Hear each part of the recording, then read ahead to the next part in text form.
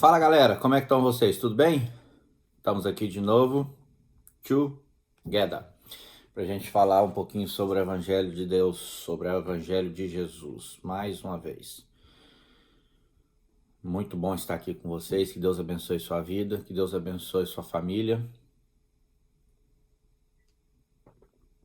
que Deus seja o centro da sua vida, em nome de Jesus. Queridos, nós vamos falar um pouquinho hoje sobre a criação. Você, feito imagem e semelhança de Deus.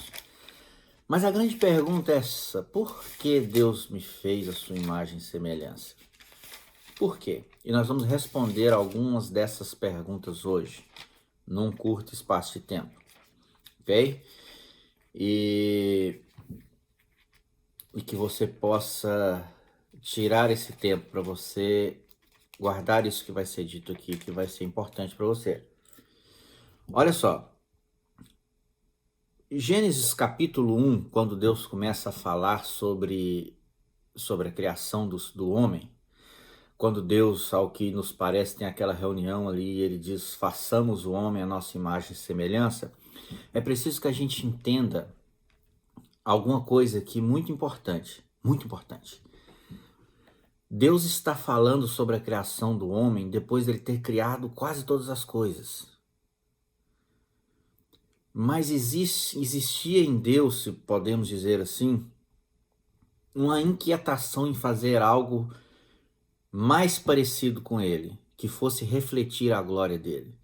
Então, o texto de Gênesis 1 e o capítulo 26 está bem aqui, olha só. Façamos o homem à nossa imagem, conforme a nossa semelhança, que eles tenham domínio sobre os peixes do mar, sobre as aves do céu, sobre o gado e sobre toda a terra. Então Deus cria este ser. Este ser que Deus, então, ele começa a criar em Gênesis 26, ele se diferencia do resto da criação de Deus por alguns motivos, e nós vamos listar alguns aqui, ok? Preste atenção. Anote isso se você puder. Deus dispõe de mais planejamento e de mais cuidado ao criar este ser. Deus trabalha como um artesão. O que é um artesão? É alguém que pega algo com as suas próprias mãos e cria aquilo.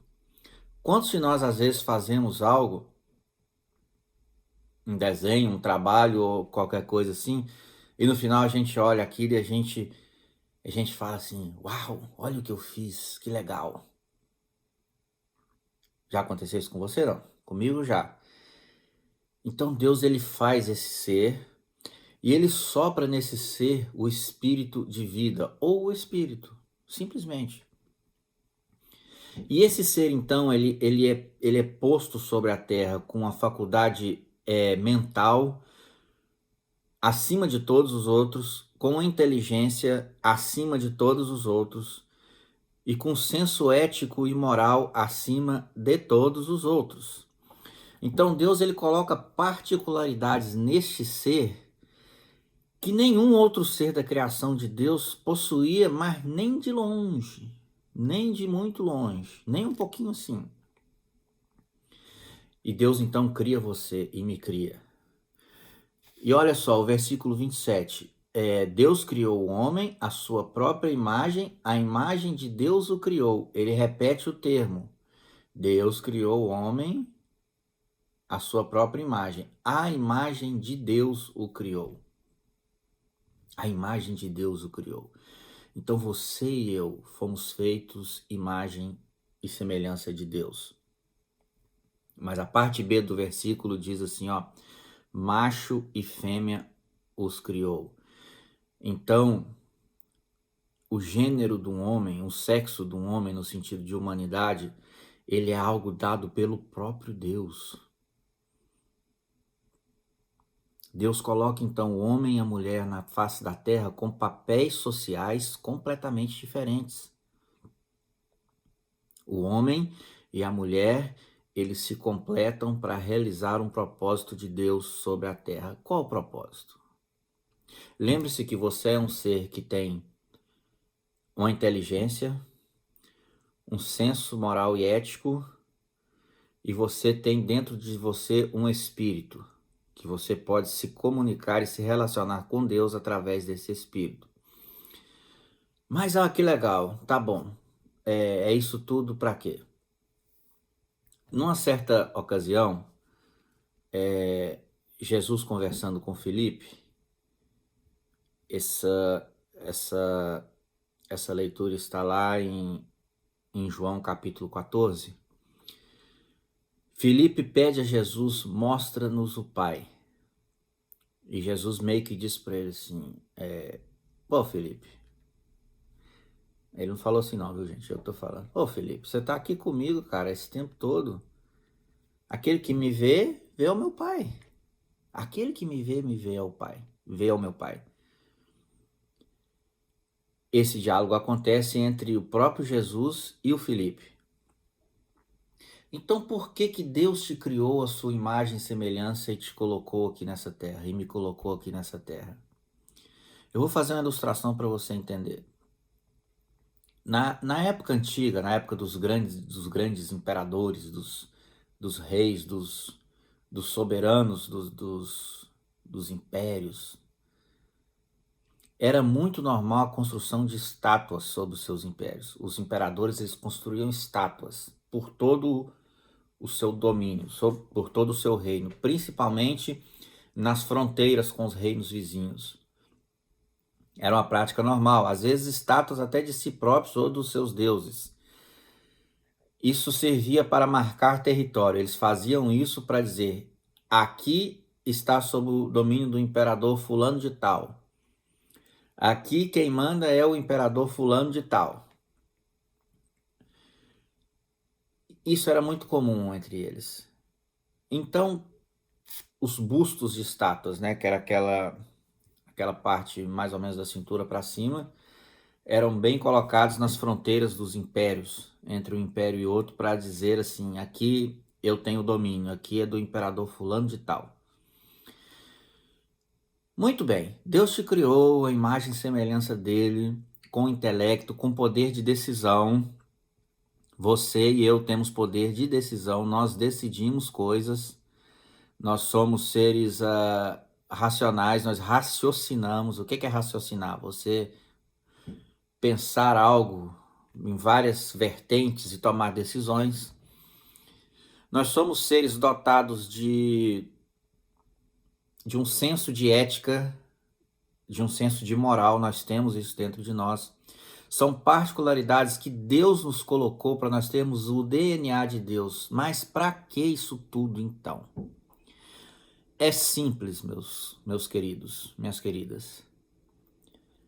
Deus te colocou aqui nessa terra com todos esses valores que ele tirou da essência dele próprio e colocou dentro de você, para que você, assim como aquelas estátuas nos impérios que demonstravam que aqui o imperador fulano de tal manda, você e eu fomos colocados nessa terra para sermos testemunhas do próprio Deus. Nós somos representações vivas da glória de Deus.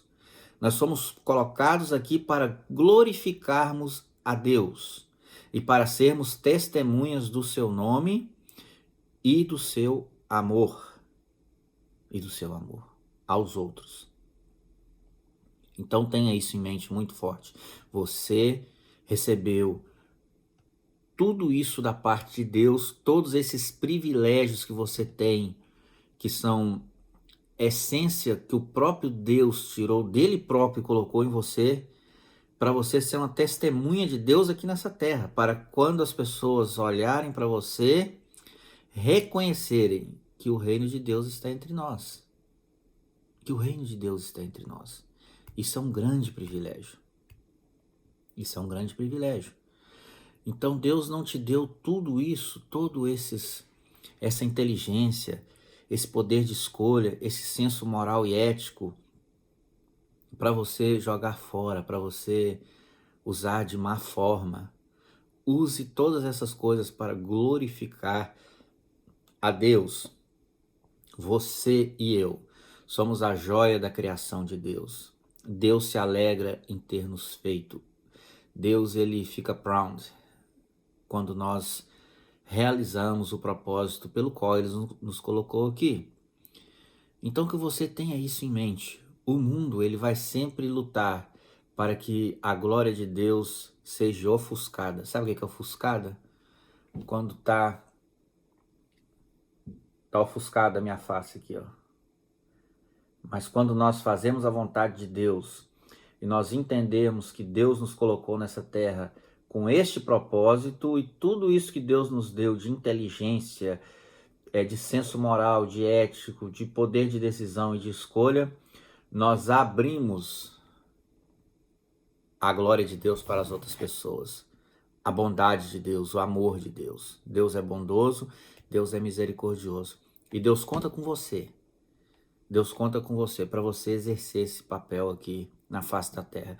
Assim como Jesus disse para Filipe, aquele que me vê está vendo o meu Pai, você também pode dizer, veja Jesus em mim. Não com a sua palavra, mas com os seus atos. Você pode, você tem esse poder. Deus te deu poder de decisão, Deus te deu inteligência, Deus te deu força para você viver o propósito dele. Lembre-se que a fé, ela é, acima de tudo, inteligente. Nós não perdemos em glorificar a Deus na face da terra. Então, guarde isso no seu coração. Deus te colocou nessa terra. Deus moldou você como um artesão. Deus soprou dentro de você o Espírito. Com esse Espírito, você tem relacionamento com Deus. E com esse espírito e com o seu testemunho, você, assim como as estátuas dos imperadores diziam, aqui é o império do rei fulano de tal, você por essa terra vai ser aquele que vai dizer, o reino de Deus está entre nós. Você vai ser e você será, em nome de Jesus, e eu também, nós continuaremos a ser e seremos testemunhas vivas de que Deus é bom, de que Deus salva e de que há uma nova proposta de vida para as pessoas, para aquelas pessoas que se aproximam de Deus através de Jesus. Amém, queridos? Que Deus te abençoe, que Deus te guarde. Guarde isso no seu coração. Você não está aqui neste mundo para realizar só os seus propósitos. Tudo isso que Deus te deu é para você viver uma vida abundante. É para você ter sucesso, sim. É para você buscar seus sonhos e seus objetivos, sim. Mas para que você use tudo isso, para que você possa, com seus atos, dizer para as pessoas, Deus existe, Deus ama, Jesus morreu na cruz para nos salvar e há uma nova proposta de vida para você em Deus. E assim você estará realizando o propósito para o qual Deus te criou. Que Deus abençoe sua vida, que Deus abençoe sua família, que Deus abençoe seus projetos e a gente se vê na próxima oportunidade. Deus abençoe.